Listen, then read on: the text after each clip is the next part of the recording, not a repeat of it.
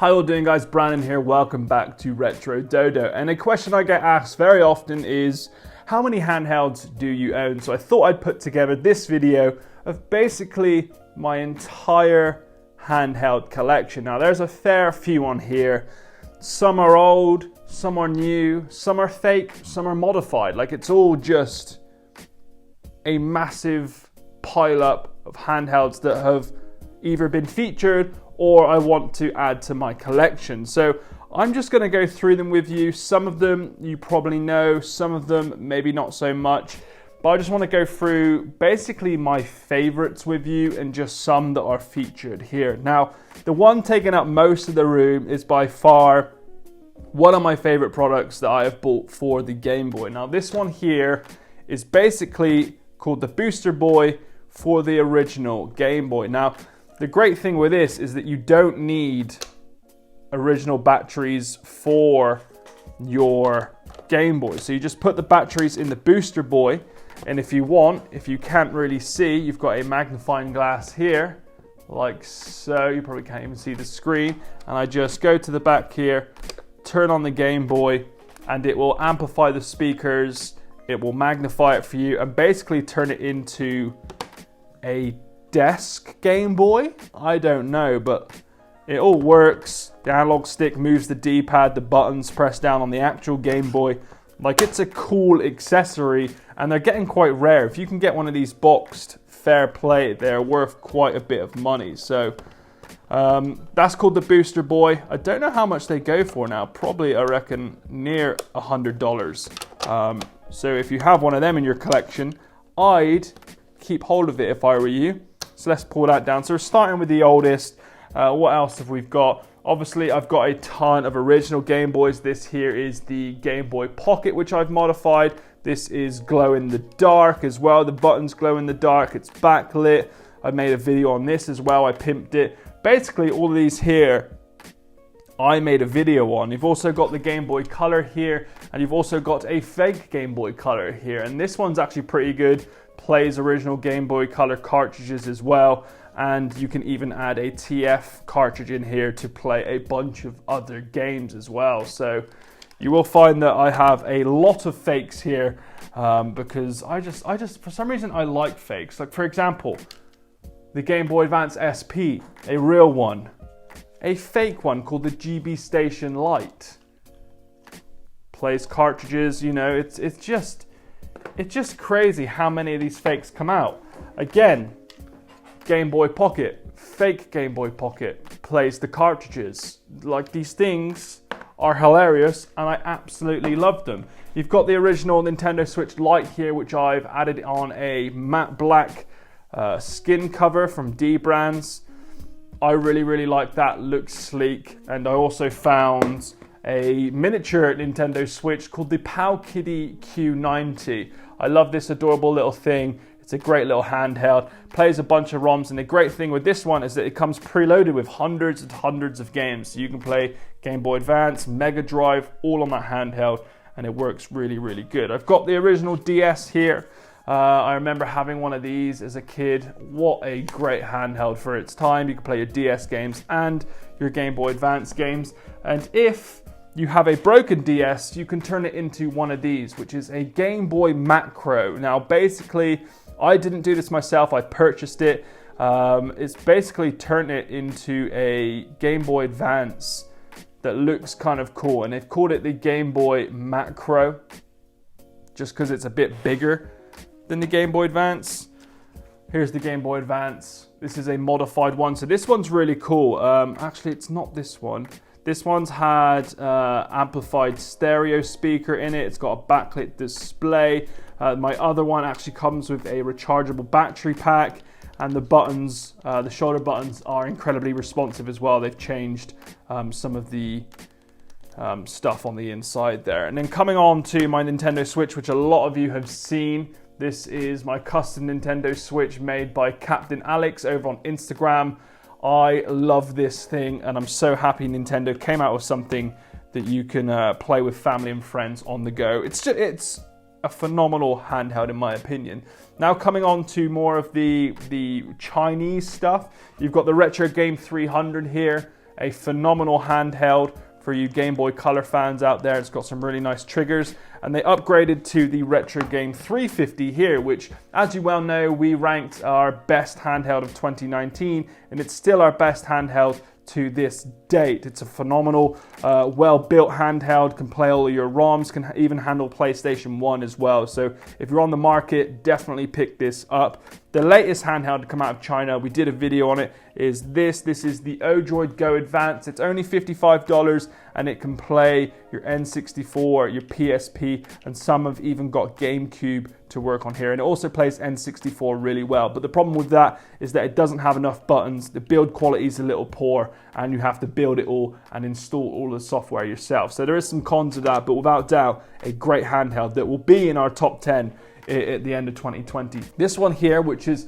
without doubt a looker, and I even said it's one of the best looking handhelds to come out of China for a long time. I absolutely love it. But what it misses is it can play N64 and PlayStation 1, but what it misses is shoulder buttons. Like, why they didn't do what they did here with the Retro Game 350, add these shoulder buttons on the back like that. That's all they needed to do. It might have been a little chunkier, but then this would have been a really, really superb handheld to come out of China.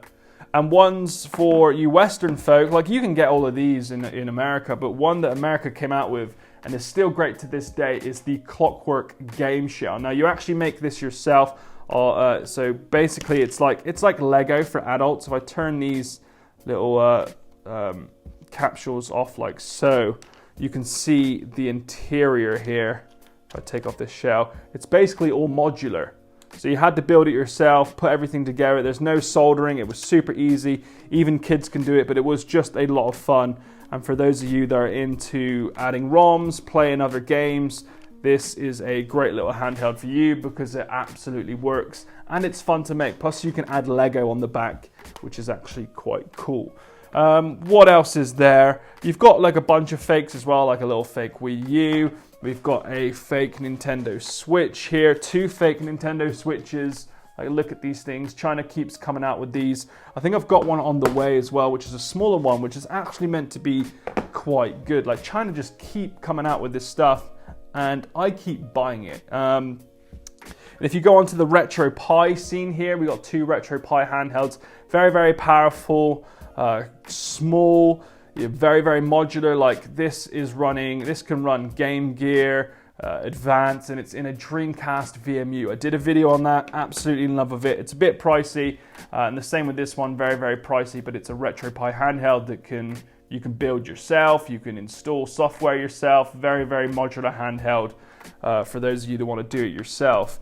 Moving on to, there's just so much here. The Nokia N-Gage, like, this might be a bit old for some of you, but this came out when I was a kid, and it was basically a phone that could play games, and it came with cartridges as well. So you open this up and you put your game cartridges in the back here. Almost like a Game Boy. Like, they obviously wanted a piece of the Game Boy market and was like, hey, kids needs phones, right? Why not add a handheld with a game cartridge in it? And admittedly, they done quite good for a while. Like, I wanted one, my best friend had one, I couldn't afford one. I can remember him buying like Call of Duty for it and stuff. It was just absolutely mad. We've got a couple of modified Game Boys here. Here's 2. So this is obviously the original Game Boy with a backlit display, and it's got silicone buttons as well. Works really, really great. But one that I find myself using on a continuous basis, and I thought I'd be going to the modified Game Boy Advances a lot, or just going straight to my Retro Game 350, but I don't. I find myself going back to this modified Game Boy. So a guy called ChromaWorks over on Instagram made this. I've obviously got a silicone case on it, and it's just, the Game Boy Color was my first ever handheld, so it's very sentimental to me. I love playing a load of the Game Boy Color games. I'm now playing again Pokemon Silver, but this thing is just beautiful. The triple white design. It's got USB-C charging, so I don't have to take batteries with me wherever I go. It's got a backlit screen, which looks absolutely lovely, and I just love it. It's a really, really solid handheld that I can take with me out on the go. I guess the only downfall is that if I want to play Game Boy Advance games, I can't. What else was I going to talk about? I was going to talk about something else. I think so.